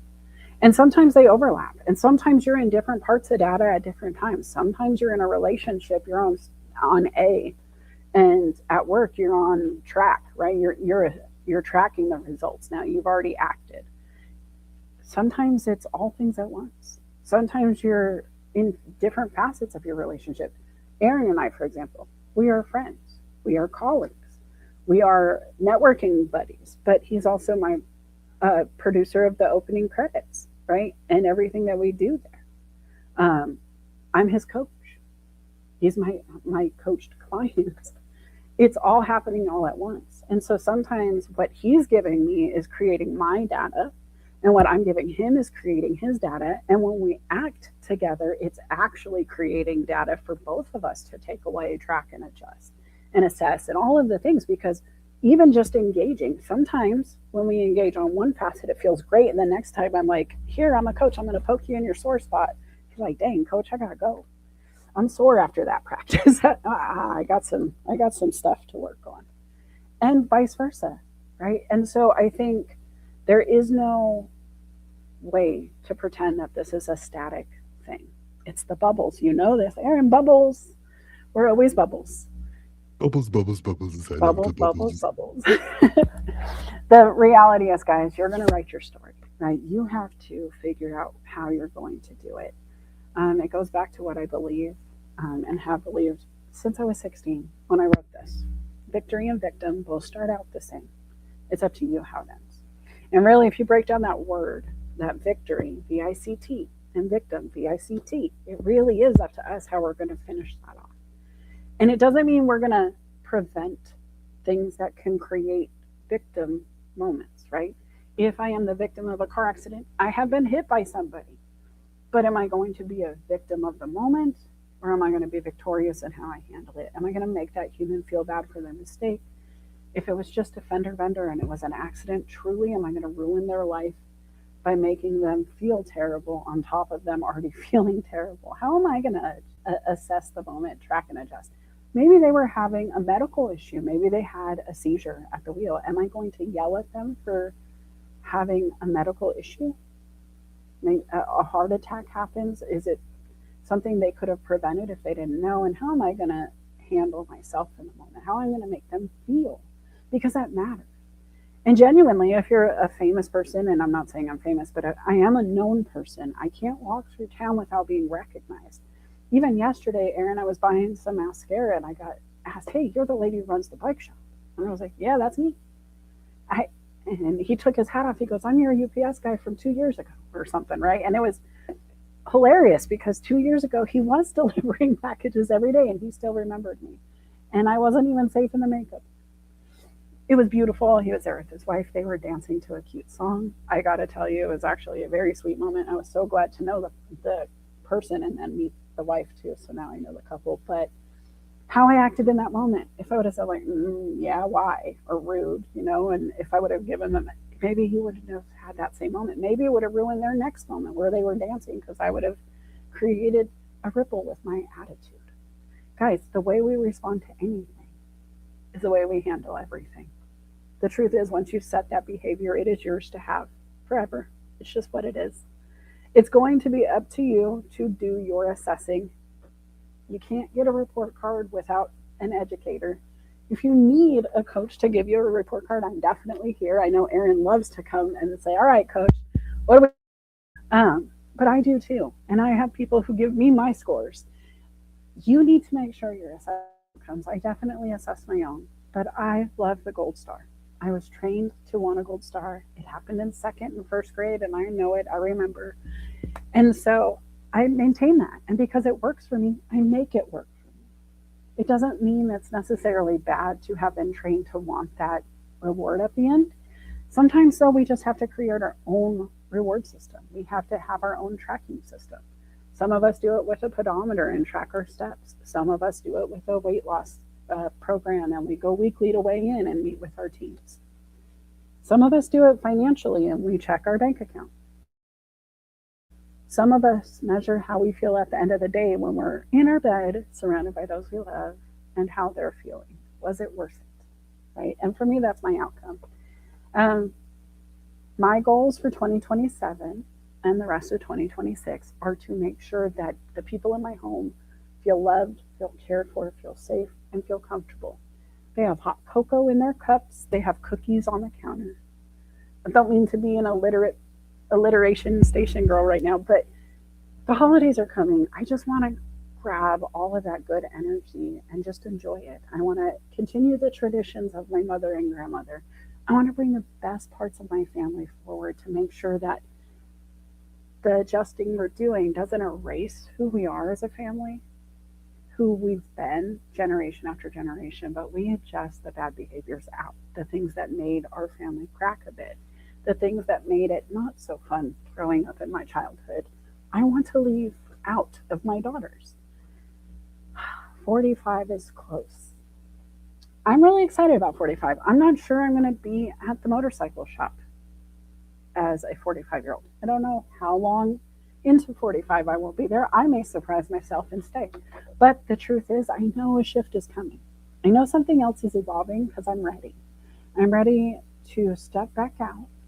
I took a little time at the bike shop. For those who aren't familiar with the story, after my mom passed away, my client passed away, they were 30 days apart.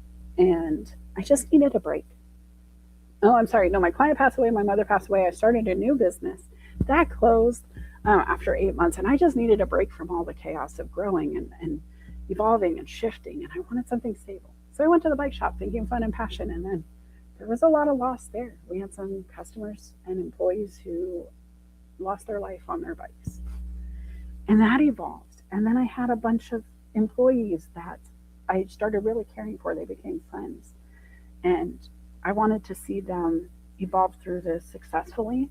So I stayed, I supported. They have become successful in their own rights. They've left my store and gone to find successes of their own in their own stores. And they're doing great. And those relationships will maintain. And that's fantastic. But I'm just not sure what's next. I am ready to go to that next step. And so I'm documenting, acting, tracking, adjusting. And I'm doing it openly because I'm not scared to grow.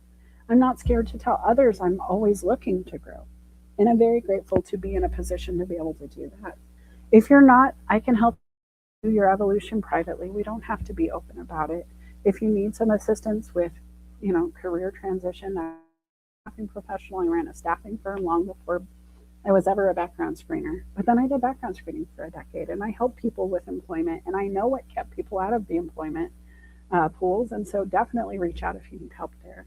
But the truth is, if you just want some accountability, if you want to get some clarity, if you just need something different, I have a special right now, $100 clarity session for new clients only. We'll get 1 hour of focused time to figure out what comes next. You have 124 days. What are you going to do with it? Guys, that's less than $1 a day. So if you're ready, you should take advantage. And if not, that's okay. Just start assessing what isn't working for you. If you know what isn't working, you can work on what is, right? Process of elimination. If you understand the Venn diagram, do it. What works, what doesn't. Venn diagram that stuff out. Make sure you come back next week. It is going to be my birthday episode. Make sure you tune in Friday, because Erin, we're live. We're going to do it together. Are you excited? Are you as excited as I am? Really? Erin Gibson. I am so freaking excited for next Friday. You have no idea.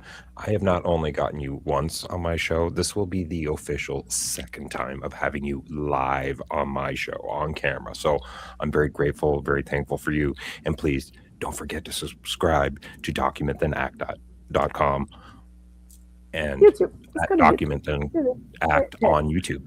That I knew he was going to say that. And Erin, I know you'd be so proud. I actually went to YouTube and scheduled it and did all the things I'm supposed to before I go live so they would know where it's at, and I put it on my playlist. And I'm evolving. I gotta be honest, I did this in a very lazy way, and finger quotes lazy, right? Am I allowed to say I did it in a lazy way? I don't even true when you go live for 2 hours each week, but I meant to be an audio star. I loved being in my audio rooms. I never wanted to go live on camera or do the video stuff. It was the evolution of LinkedIn protecting itself. I understand it from a compliance aspect. I actually really am proud of their decision to do it. Not that I love the outcomes. I loved audio. So I kept this as a billboard. I kept this as a marketing tool. When people said, "Are you going to go live?" I said, no, I don't want to get up even earlier on a Saturday to put on makeup and be camera ready. Who wants to terrorize themselves that way? Our friendship was always based on me being in my pajamas. I brush my teeth and I get here and I wash my face and we go live. And I've been able to maintain that. But you guys don't get a lot of Melissa on screen. And that has been by design too, because truthfully, I don't want you to focus on me. This is it. This little bubble here in the center, that picture of me you see, the one that's everywhere, that's what I wanted you to focus on. If you needed a visual, if you needed to put a face to a name, that's her. But I didn't want to be the show. I wanted the documentation, the visuals, the reflection. I wanted you to really think about where you were in your life, what you needed to do to create your circles, your Venn diagrams, to get organized in your thought processes. That said, it is really special when I get to go live on camera because you guys seem to really enjoy seeing me laugh and giggle and my eyebrow and all that. And I just have to say, this comment here, you know, it tickled my soul because the "you've got browed" thing, I'm going to have to explain it to you. Now, I'm going to let you guys go. We're going to be out of here. Come back on Friday. Go follow Erin Gibson. Make sure you're subscribed because that's where we're going to go live. And then make sure you're here next week for a new Coffee Chats with Melissa, where we're going to celebrate the last bit of 44 and really reflect on what's next. I usually do a giveaway for my birthday too. So you definitely want to be there. Invite friends. Let's make sure we're going to get it done. I will have it up in probably Sunday, and then we'll go from there. Erin, I look forward to seeing you Friday. Thank you so much for this video. We are about to close out the show with, Sean, fans can cause a hum even when turned off, just FYI. Ooh, am I still getting a hum? I shut off the fan. Do you still hear it? All right. Anyway, leave it in the comments. Tell me what you liked about the show. What was your favorite slide? I want to know what you liked about it. Give me some of that good comment juice. And go over and subscribe to YouTube if you haven't. I'm also on Facebook. I'm also on TikTok and Instagram and Substack. If you like looking for Document Then Act everywhere, it's kind of a fun place to play. All right, we'll talk to you next time, guys. Take care. And remember, document, act, track, adjust. You've got this.